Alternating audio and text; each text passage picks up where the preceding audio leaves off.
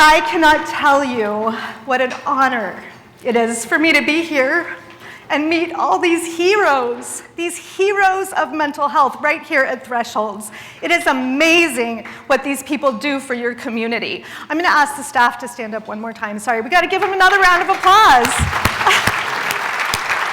Thank you.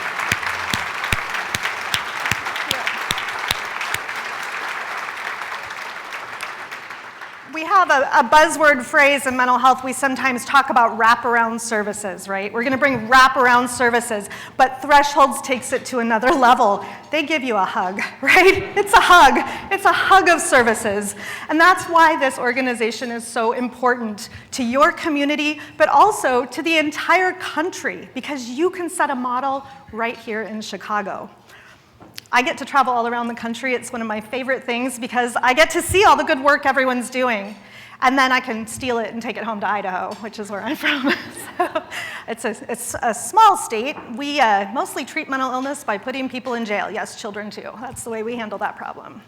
And we'll get more about that a little bit later. So I don't normally get nervous speaking in front of big groups, but I noticed that you put my grown-up name on the program, Mark. And the only time I hear that name is when I'm in trouble, and it's from my mother. So, all right, we'll go with that. Why I'm here. Yeah, I'm a mom. I'm here to tell you mental illness is not a casserole illness, right? If your child's in the psychiatric hospital, nobody's bringing you a casserole. If your child's in the psychiatric hospital, you can't really say at the water cooler at work, hey, my kid got star patient this week. Isn't that awesome? When your friends are bragging about their kids, because they just kind of stare at you, right? They're like, oh, yeah, okay. So how I came to this place. Sorry, I always get emotional about this. On December 14th, 2012, I got to work. I opened Facebook. It's okay, I'm allowed to do that. I'm our campus social media manager, so I can be on Facebook at work. That's the only reason. But the news that was scrolling through my feed from the East Coast, from my East Coast friends that day, horrifying. There wasn't a lot that people knew, just that 20 kindergartners, maybe first graders, no one knew yet, were dead. A young man was dead. And his mother was dead. And when I heard that news, I put my head down on my desk and I started to cry.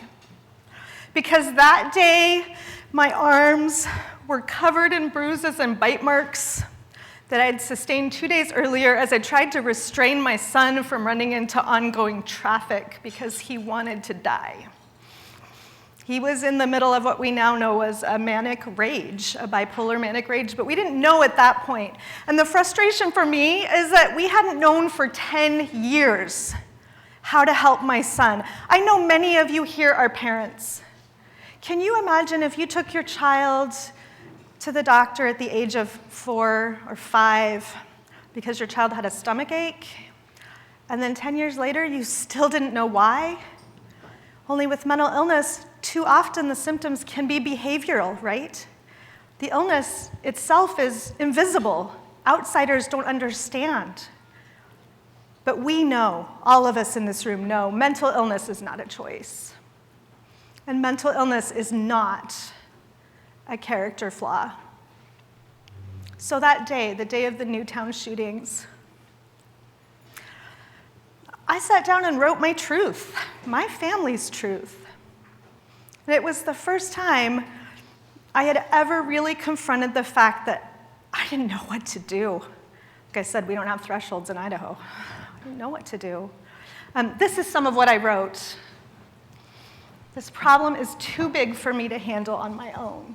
Sometimes there are no good options, so you just pray for grace and trust that in hindsight it will all make sense. Go back, Katie. You split, that's the punchline, Katie. Gosh. I'm sharing this story because I am Adam Lanza's mother. I'm Dylan Klebold's and Eric Harris's mother. I'm James Holmes's mother. I'm Jared Laffner's mother. I'm Sung Hui Cho's mother. And these boys and their mothers need help. In the wake of another horrific national tragedy, it's easy to talk about guns, but it's time to talk about mental illness. I posted that story to my anonymous blog because, like anyone who wrote about mental illness, I was blogging anonymously, right? It's not the kind of thing that's a casserole illness, like I said before. And it kind of went viral. A lot of people were sharing my anonymous blog on Facebook. The next day I thought, wow, people are really resonating with this. I thought I was the only mother in the entire world who, when I heard the news of Newtown, thought, what if that's my son someday? What if? And by the way, my son is one of the sweetest, smartest, funniest, most awesome kids you will ever meet. He is not a bad kid. He is a kid who has behavioral symptoms of a brain disorder. And I didn't know after 10 years. We had played diagnosis roulette. I know a lot of parents know exactly what I'm talking about. So at first it was autism spectrum, right? Yeah, that must be it. Well, no, it's not that. It's oppositional defiant disorder. Oh, let's spin the wheel again. Maybe this week it's intermittent explosive disorder. Oh, that was a scary one. What, intermittent explosive disorder? That one scared me a little bit. Well, then let's come back to autism. Oh, maybe ADHD. One psychiatrist told me, you know, it might be a mood disorder, but we can't really diagnose those in kids, so I'm gonna go with ADHD because it's like really not super stigmatizing like bipolar disorder would be. It was the first time I'd ever heard that bipolar disorder might be what was causing my son's behavioral symptoms. So that day of Newtown, I told my truth. And the next day, my good friend Nathaniel Hoffman, who happens to edit Boise State University's online journal, The Blue Review, called me up and he's like, I want the story. I said, sure, publish it, you can have it. He's like, cool, put your name on it. I said, whoa, what?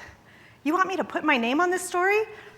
Nate, what are our friends gonna think when they find out that, you know, this mom who teaches at a community college and who sits on a lot of boards and does, you know, is at the soccer fields every weekend, that this is my story, that Adam Lanza's mother's story is my story. That's what I'm living. What will people in our community think?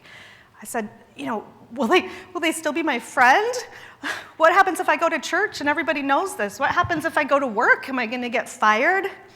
Anyone in here ever had those kinds of fears, either about your own mental illness or about a child's? Yeah, exactly. I know. We should all raise our hands, right? We should raise your hands. Yeah, you know, because it's always somebody. You know, after I give talks, someone comes up to me and always says, "I have a sister, I have a brother, I have an aunt, I have my best friend from college." Right? We are all, every person in this room, is affected by mental illness. And it's a public health crisis that we are choosing as a society to treat by sending people to jail. That is what we have decided to do in this society. We have decided that people who have mental illness are going to get help by going to jail. That's the place where many people get their first diagnosis. One of the things I wrote is a true thing. I hope it's not true here, even though I know Cook County Jail is one of the largest so-called mental health providers in the entire United States. Is it baffling to anyone else here? Are phrases like mental health court, those types of things, is it just a little baffling to anyone else in this room? Because every time I hear stuff like that, I'm just like, why? Why do we treat illnesses from here to here differently from illnesses from here to here? If I have a heart attack right now here on stage, who are we gonna call? EMS, right? And they're gonna come and take me away in an ambulance. But if I have a brain attack right here on the stage, who do we call? We call the police. We call the police. And then in my state, I don't know how it is here, but in Idaho, I have to charge my 11-year-old child with a crime to get mental health services, to get health care. I have to charge my 11-year-old with a crime. I have to watch my little boy have handcuffs put on him. I have to go to court. And I'm sorry, you guys, because if anyone's been there, there's nothing harder, nothing, than walking into a courtroom and seeing your child shackled in shackles. It's not just children, it's adults too. Let's just throw out some numbers here about how much money you think maybe we spend on mental health, like research and that type of thing. Anyone have any ideas how much money the government gives to mental health research? Anyone know? What would you guess? It's $1.4 billion a year. Okay, that's cool. We give $4.8 billion to cancer research. How much do we spend on jail? Anyone know? $80 billion a year. We spend $80 billion, B, with $1 billion a year we spend on jail. And we know that at the adult level, as much as 50% of the population in some places has mental illness. We see what we call that revolving door that Thresholds tries to step in and stop, right? Especially with young adults, with youth. That revolving door of homelessness, right? Jail. Then they're out on the streets again, then they're back in jail. And it seems like it never ends. You know, when your state legislators tell you they don't have money for mental health, ask them, how come you have so much money for jail? Because that seems to be one of those things. You know, we like to be tough on crime because it's a crime to have an illness from here to here, apparently. And this could happen to any of us. This is why I am so passionate about the work that organizations like Thresholds do. It could be any person in this room, rich or poor, any person. One thing that I realized was that if a highly educated white woman in the middle class can't figure out how to help her child, what would it have been like if I'd been poor or uneducated or a teenage mother? What would that have been like for me? Because you know what? It really wasn't that great, even with all of the privilege that I had.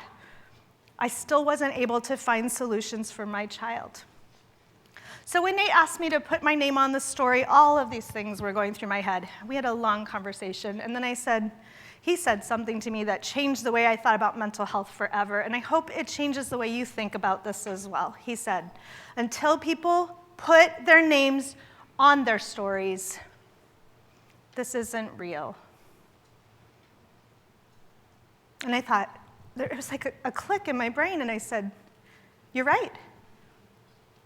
You're absolutely right. Put my name on the story. And then, of course, we woke up the next morning to every major news outlet in the United States calling and saying, I'm going to fly you to New York. I was like, I got a kid in the hospital. You're not flying me anywhere.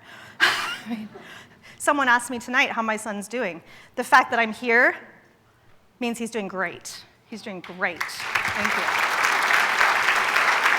I wouldn't be here. I would not be here with you tonight if I had the same challenges that I had 2.5 years ago. So what changed for my family? Well, we got hope. It was kind of an amazing consequence of sharing our story through the blog. And it's kind of funny to me because I'm still quoted as this example of like parental oversharing, right? Like they're like, because like, oh, it's okay to talk about your kid's illness if it's cancer, but like, you know, if it's mental illness, no, right? So for our family, sharing our story had one incredibly powerful consequence. And that consequence was that a foremost expert in bipolar disorder, which again, like I said, had only been mentioned once and only in passing, and oh, we can't diagnose that in kids anyway, so we'll put your kid on Ritalin. That's a great idea with bipolar. Any doctors in the room? Great idea, right? Yeah. So with that one blog post, this doctor tracked me down. He said, I know how to help your son. He said it's bipolar disorder. That's what it is. And he sent me some information. He sent me some research. I started looking into it, and I knew too. And then about roughly the same time, we were making an appointment to go see him. My son had what was a clearly manic episode. We were able to get him into the hospital in time. He was diagnosed with bipolar. He started taking lithium, and now that's all he takes. It's been almost 2.5 years with no threats of harm to self or others. None. Not a single one.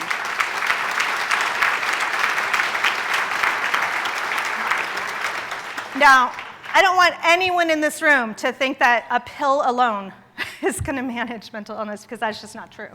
It's not true. My son's therapy regimen includes those kinds of supports, like what Thresholds provides. So he has support at school, in his school environment. He has some challenges. He does talk therapy. He loves it. He's got a really smart talk therapist who plays chess with him every week and occasionally wins. It's really hard to beat my son at chess. I stalemated him once. But yeah, he has a lot of support. He does occupational therapy. That's great for him. So we can never get that mindset that, oh, there's going to be a magic pill, right? But medication has been really life-changing for him at the same time. He'll even go up to strangers in the grocery store and say, lithium changed my life. It's true. Changed all of our lives. You know, the sad thing is, though, he has another diagnosis, like some of these other young men whose stories I saw, David and Nico's, the stories on the wall were so powerful. My son has another diagnosis, which is PTSD. And that diagnosis is from the 4 times that he spent in juvenile detention for his illness. And we continue to struggle with those issues. That's a very hard thing for a child to experience. Let's think about that. $80 billion, right? So that's our fragmented, broken mental health care system. In places that don't have thresholds, that's what it looks like. You call the police, you charge your child with a crime. And I want to show you a picture of my son, which was already, Katie already flashed it, but this is my son. And I'm showing you this picture with his permission. And he's getting closer every day to the point where he would be willing to even stand up here with me. He's done a few speaking engagements with me, which is kind of fun because we have a good time together. But I look at this picture and I think about cancer, right? Everywhere we look, we see those pictures of adorable children, grocery store lines. I was in Dulles International Airport. There was a giant picture on the wall. Please donate to St. Jude's, please. Right? You could save a life. Of course, I always give money. Who doesn't want to help cure cancer, right? What do we have to do to make people feel the same way about curing mental illness? It's going to take every person in this room. And you all have to be ambassadors of hope. Because there is hope. Places like Thresholds provide it. They allow people who have serious mental illness to achieve their best lives. What among us would not want that for every child in America? Every child deserves to have a happy life. I often say that mental health is important to everyone, but it's so much harder for people who have serious mental illness. And watching my son and how he has so bravely embraced his diagnosis, taken management of his own care, I feel so humbled by people who have embraced that struggle and who still go on to lead productive, happy lives. This is what we hope for every child. So here's my poster child for mental illness right here. And again, we look all around and we see pictures of cancer. Childhood leukemia took the lives of 437 children in 2013. That's a lot of children. But do you realize that 30 years before, 80% more children died of childhood leukemia? I was actually sitting next to an oncologist on the plane. You never want to sit next to me on the plane, because if you ask me, yeah. But you know what's shocking to me, though? Like I told her, yeah, we treat people in jail. No, we don't. There are places they can go. No, there aren't. Look it up. We treat people in jail. But she was telling me that childhood leukemia is considered to be a huge success, and it is, right? To be able to reduce death rates by 80% over 30 years. Well, what changed? Funding for research, right? Funding for cures and treatments that worked. Funding for support. It just takes money, right? It takes money to solve some of these problems. And again, when you are talking to your state legislature, I want, all of you should be writing daily. Do you all have this on your phone? Like, I have a little alert on my phone. It's like, email your congressman right now. And I do it. It's just like clockwork. I kind of have them all. We got to do it. We've got to raise our voices. But one thing to tell your congressman, I don't know exact figures on how much thresholds care costs, but I think Mark would not disagree with me that for the cost of one acute psychiatric care event, like my son has gone through 4 times, for that cost, you could provide amazing hug services for the entire year. Is that fair to say, Mark? Yeah. So you want to save money. That's what you tell your legislators. Here, I will show you how to save money. This is a no-brainer. But we have to move beyond that place where we think that mental illness is a choice or that mental illness is a character flaw. And that's the stigma piece, right? That's, again, why all of you have to be ambassadors of hope. You've got to go out into your circles of influence, into your communities, and you have to preach it. That's what you have to do. You have to be that annoying airline passenger. You have to be that person who makes people understand the magnitude of the social injustice that our children and youth are facing. The stigma, but what we really mean by stigma is discrimination. They are facing discrimination in housing, in employment, in schools. And that discrimination at that early age has lifelong consequences. Lifelong, expensive, tragic consequences. Sure, we can save money, but how much better is it to feel that we can save lives? That's what each of you has the power to do, to save lives. I think in a few minutes we're going to have a service auction. It's really cool, right? Because you can actually see what your money will do to help someone in your community. You can see it right there. I would encourage everyone here to give as generously as you can to this cause, because it will take all of us coming together. And if you have a story to share, tell it. Tell everyone. I want to see a world where my son's bipolar disorder is no more stigmatized than type 1 diabetes. He has type 1 bipolar. No big deal, right? And he and his generation will be the ones who can really benefit from the type of early intervention that Thresholds is providing to the youth of your community. I would wish y'all would just move up to Idaho, but yeah, we probably don't have enough room for you or something. I don't know. It's a big state. But I do. I hope that each of you will take that charge. Take that charge tonight. Go out into your communities. I don't know how many of you looked at the wall. I cry every time I think about the wall. I want to just end with a few words from some of Threshold's clients. And if you haven't had a chance to read those stories that are out there in the foyer, do that before you leave tonight. I'm going to share just a couple of lines about what clients had to say about Thresholds. Thresholds is community. Thresholds is a second chance. It's realizing I have the potential to be somebody.